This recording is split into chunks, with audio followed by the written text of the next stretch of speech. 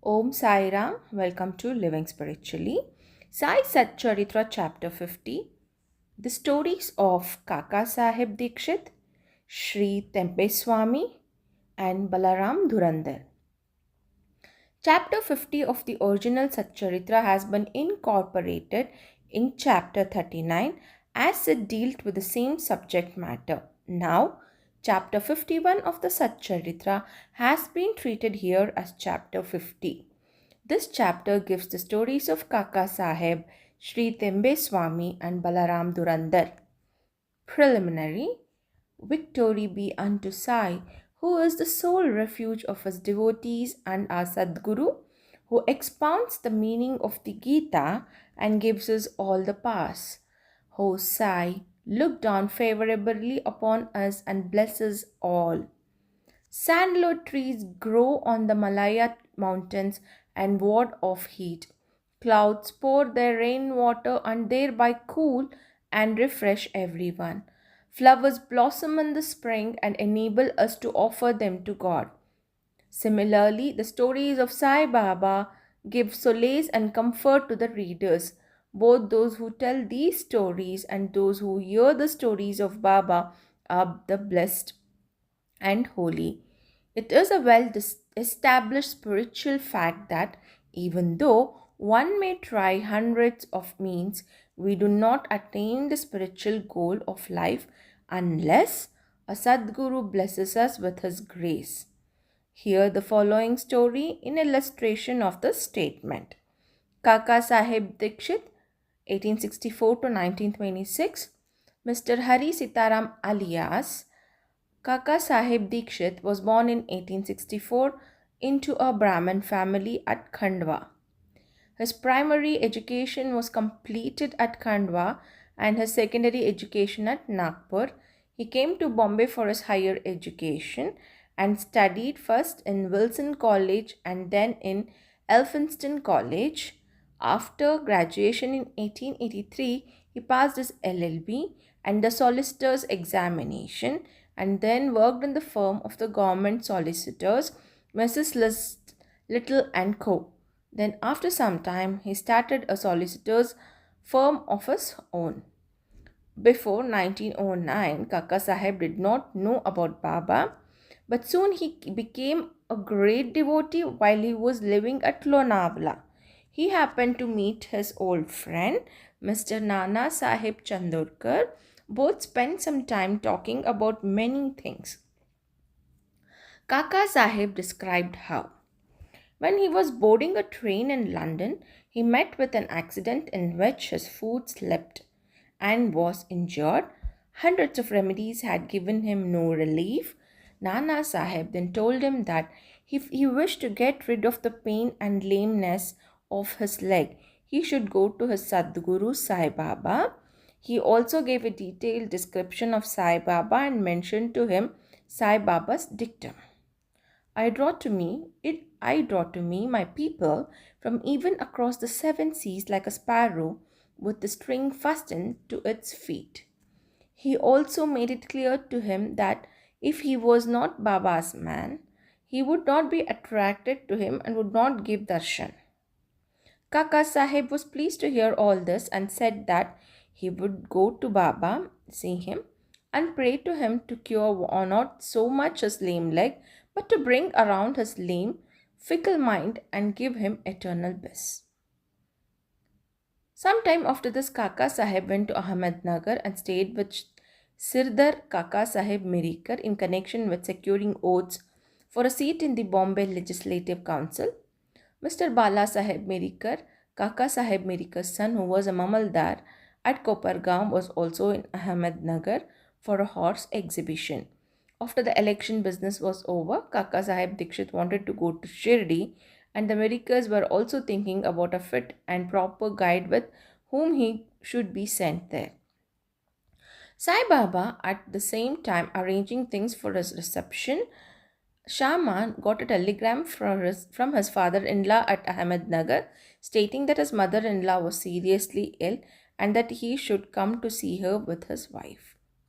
Shama, with Baba's permission, went there and saw his mother-in-law and found her improving and better.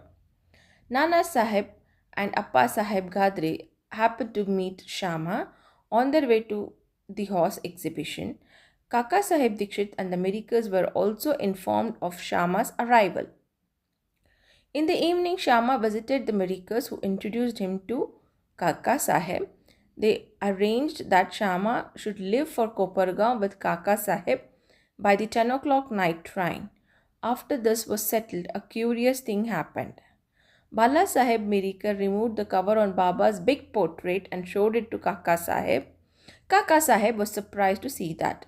He whom he was going to meet at Shirdi was already there in the form of his portrait. To greet him, he was greatly moved and prostrated before the portrait. The portrait belonged to Megha. The glass over it had been broken and it was sent to the Mirikers for repair.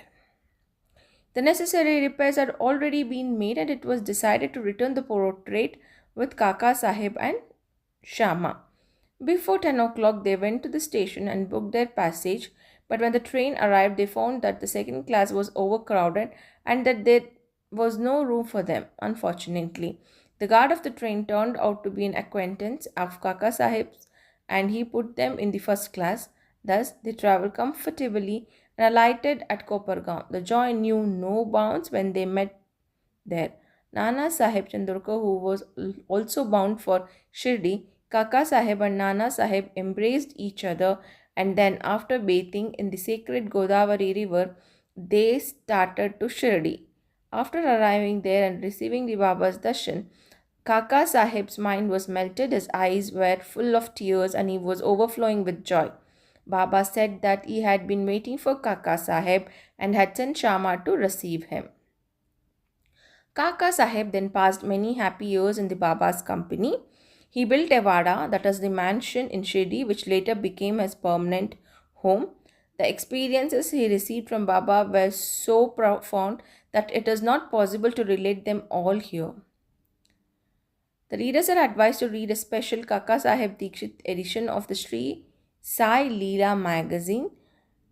We close this account with the mention of a fact. Baba had comforted him by saying that in the end he would take him in a Viman air couch, secure him a happy death. This turned out true. On the 5th of July 1926, he was traveling on the train and talking about Sai Baba. He seemed deeply engrossed in Sai Baba. All of a sudden, he leaned his neck on a fellow traveler's shoulder and breathed his last with no trace of pain or uneasiness. Sri Tembe Swami. This brings us to the next story, which follows how saints love each other with fraternal affection. One Sri Vasudevananda Saraswati, known as Sri Tembe Swami, was encamped at Raja Mahendri, that is Andhra, on the banks of the Godavari. He was devout orthodox Gnani and Yogi Bhakta of the god Dattatreya. Mr. Pundalika Rao, a pleader from Nanded, that is Nizam state, went to meet him with some friends. While they were talking to him, the names of the Shirdi and Sai Baba were casually mentioned. Hearing Baba's name, the Swami bowed with his hands and taking a coconut gave it to Pundalika Rao. He then said to Pundalika, "Offer this to my brother Sai with a bow and request him not forget me and always love me." He also added that Swamis do not generally bow to other Swamis, but in this case an exception had been made. Mr. Pundalika Rao consented to take the fruit and the message to Baba. The Swami was right in calling Babu a brother, for the Swami, like Baba, maintained a sacred fire day and night in an orthodox fashion. After a month, Pundalika Rao and a few others left for Shirdi with the coconut and reached Manmad. As they felt thirsty, they went to the rivulet to drink water. They then felt that the water should not be drunk on an empty stomach, and thus they cooked out some chivda, that is the flattened rice mixed with spices. The chivda tasted pungent, and in order to soften the taste, someone suggested they break a coconut and mix it scrapings with it.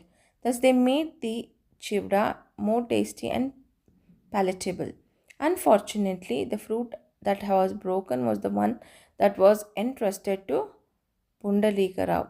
As they neared Shirdi, Pundalika Rao remembered the promise and was very sorry to learn that it was broken and used, trembling with fear. He came to Shirdi and saw Baba. Baba had already received a divine message regarding the coconut from Tembe Swami, and he himself asked Pundalika Rao to give him the things sent by his brothers. Pundalika Rao held Baba's feet, confessed his guilt and negligence, repented, and asked for Baba's pardon. He offered to give another fruit as a substitute, but Baba refused to accept it, saying that the value of that coconut was by far many times more than ordinary one and that it could not be replaced by another one.